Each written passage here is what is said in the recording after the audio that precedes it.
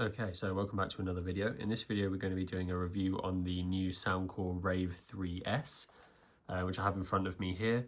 I was quite excited for this when I saw this was released because this is kind of my favorite genre of speakers, is the like small to medium sized party speakers. There's quite a lot of competition in this range, and they all tend to give you kind of the best sound for your money, in my opinion. So yeah, Soundcore's latest edition here.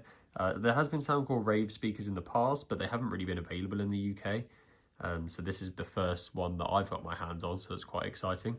But yeah, obviously we'll go through the specs, talk about it a bit, play a sound test, let you know what I think. It's obviously a big speaker and quite hard to show on camera here, so I'll try and get a bit of a kind of B-roll and put that in while I'm talking so that you can see around it a bit.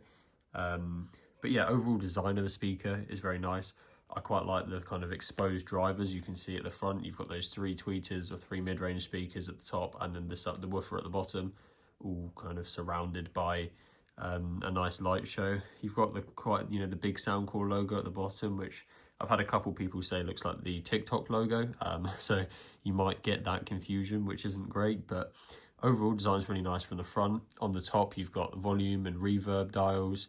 A big blue button for the AI kind of vocal reduction, and then just kind of standard power, battery indicators, bass mode, lights, Auracast stuff, etc. On the back, you've got a nice big port for all the guitar and mic inputs and everything like that. And then obviously the party piece of this speaker effectively is that it comes with these two wireless microphones on the back, which are have a nice little place for them to sit on the back of the speaker as well, so you can carry them around with you. And these are included in the price of the speaker as well, so quite nice there. But yeah, so £330, that's including the two wireless mics. So not too bad. It's about 20 quid less than the JBL Party Box 120, which I will be comparing this to in a video after this, which I think will be interesting to see. But yeah, for £330, including two mics, not bad at all. Spec wise then, it's got 200 watt RMS output, up to 108 decibels, Soundcore claim, so obviously we will be testing that. But yeah, if so, that's quite impressive. Custom light show, with 8 presets for light shows, and you can even create your own custom light shows, which I'll show you on the app in just a minute. It obviously includes those two wireless mics and does have vocal removal levels buttons on the mic, so you can choose if it uses that AI vocal removal tool. Auracast, which is nice, so you can pair with 100+ other speakers if you could find another 99 of these. But yeah, nice to have Auracast in there. Obviously, you got guitar and mic inputs at the back for wired mics if you wanted them, or guitar inputs as well. So this really does support everything, party speaker wise. It's got a 12-hour playtime and IPX4 splash proof, which is pretty standard for these kind of party speakers. Obviously, not really any dust resistance and splash proof in terms of water, so you wouldn't want to submerge it by any means. And in really heavy rain, you might want to think about moving it, but it will get you by most of the time. Driver wise, obviously we've got those three, you can see them at the top in a line, 2.5-inch full range drivers. And then the one 6.5-inch woofer. You will notice there is no tweeters on this. It's just mid-range, full range supposedly, but yeah, full range and woofer. So no tweeters at the normally you'd see a tweeter at the top left or right of a speaker of this size, but we don't have anything like that. So it might be interesting to see how or if that affects the sound quality or the highs of the speaker. But yeah, I'll take you through the app a little bit now. So yeah, this is the kind of page you're presented with when you connect to the speaker. You can see the battery life at the top left. You can turn it on, go to settings, make sure it's the software is up to date. You can change things like auto power off, speaker prompts, things like that. You can do the 3D sound on and off. There's a nice volume bar in the middle. Options to turn on the AI vocal removal and set the strength of it. And also the auto guide vocal for the mics. And then yeah, again, karaoke, so when the mics are connected you can choose the reverb or the vocal enhancers for the mics. So yeah, they do supposedly have vocal enhancers. They've got 4 settings of vocal enhancers, although I found that they didn't really make any difference. But yeah, all gimmicky stuff to play around with. Obviously, standard equalizer. I am going to have it preset on the Soundcore signature, but you can create your own custom one. It's got settings down here for the bass mode and spatial audio modes. And then on the next page, you've got all the light settings. So, yeah, rainbow, flame, energy. It's quite nice. Ambient, relatively standard. Flash, diffusion. That's quite a cool one. Flow, and then do kind of a shuffle of all of them. But then you can also create your own custom effect. So you can choose, if I don't want to name that, but you can choose so on the top lights, the direction they go, and obviously the color, which is quite cool. And then on the bottom lights, again, the kind of pattern that you see there, and also the color. So you can choose 3 different colors for a range and then set that. So you can see I've like literally created, you choose your own colors, choose your own patterns. And that's really cool if you want to have, if you've got a kind of color scheme in your room or something like that, and you want to have these colors match it. Obviously, if not, you can just leave it on shuffle and it will stay that way. But yeah, a really nice app, actually, definitely one of the better ones. It's really fluid. All the animations, like you can see when we're doing the custom effects, the animations work really nicely. Really, really nice app. Obviously, I'm used to kind of seeing the old Soundcore app, especially, used to be awful. But yeah, this has had a nice upgrade for this range, so that's really nice to see. But yeah, that's kind of everything on the app. And everything on the spec list, so really all that's left to do is to listen to it. And we'll be playing Royalty at 80% volume. Just gonna make sure those are turned on, so obviously we will be monitoring frequency range, but yeah, 80% volume, and we'll speak about it afterwards.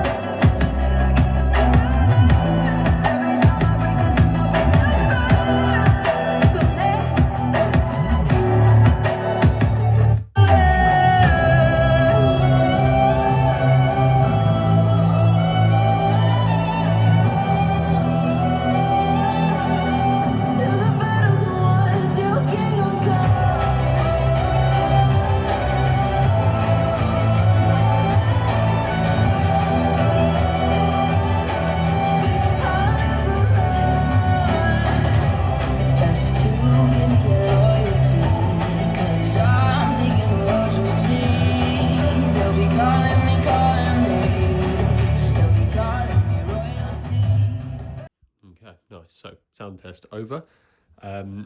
Yeah, so I mean, I may have to apologise on the note for the AI vocal removal, because on the songs I've tested it with previously, maybe I wasn't turning that bar all the way up, but I never found it to do very much. But on that song, it was excellent. Maybe it was just because that's a slightly kind of more basic non-copyright song that the vocals just happened to all be within the right range. But that worked really, really well. Almost all the vocals actually just disappeared.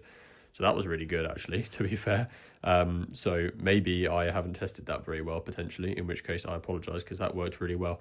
I don't think it's going to work perfectly for everything, but it sounds a lot better than than it was on kind of normal songs I was listening to the other day. But yeah, overall sound quality is really, really good. It's really loud. We weren't getting up to 108 decibels, but the decibel meter isn't directly in front of it, and we're only at 80% volume. I think it would quite happily get there at full volume with the meter closer to it or in front of it. So yeah, really, really loud, especially for its size and weight, because it is slightly smaller than the kind of JBL comparison. The bass definitely isn't as strong as some others, including the JBL speaker from ear anyway. Obviously, if you want to see a proper comparison, then my next video will show that. But the bass isn't quite as strong, but the actual audio may even be slightly clearer, probably because the bass isn't as strong. They obviously tend to go hand in hand, with this having a slightly smaller woofer and only one of them compared to the JBL comparisons. Yeah, the bass isn't quite as strong, but it's just as loud, and it's very clear. The frequency range chart shows a slightly kind of bass heavy profile to it. Not overly flat. It obviously does tail off quite quickly when you get to the end. But like I said, when we were talking about the drivers, I think that's probably due to not having any tweeters here at all, potentially. Because yeah, we're like right at the very highs of the frequency range. You can see it just tails off there from about 5K really. There's quite a steady and sudden decline. And probably due to the fact we don't have any actual dedicated tweeters. So the really, really high songs in like notes in some songs you might just not hear as loud. I mean, I don't notice it. I haven't noticed it in daily listening, but it depends what you're listening to and how much of an audiophile you are. But yeah, that is worth noting that it does fall off a little bit in the higher notes. But yeah, overall, like a really nice package, really nice sound. I like the light show. That was obviously just on a shuffle. You can see at the start of the sound test there, I did turn bass mode off and on. I don't find that it really makes any difference. I can't hear any difference in it at all. I don't know whether it comes across on camera, but largely no difference at all. So I'm inclined to just leave it on. Purely because this speaker is slightly lacking in bass, so I'd rather have the slight edge over it with the bass mode on. But obviously you could create your own EQ setting, which is slightly more bass heavy if you wanted to. You've got that customizability if you will. So yeah, overall a really nice package. The build quality isn't great. Like, it is a bit plasticky, it is a bit cheap, and everything. It doesn't feel quite as nice quality as the JBL or the Sony's, definitely. But that's why there's a bit of a money saving here. You know, this is 20 quid less than the new JBL 120, and you've got 2 wireless mics included, and you've got AI vocal removal, which the JBL doesn't have. So if you're someone who's really into karaoke, this is the obvious choice in this kind of genre of speaker.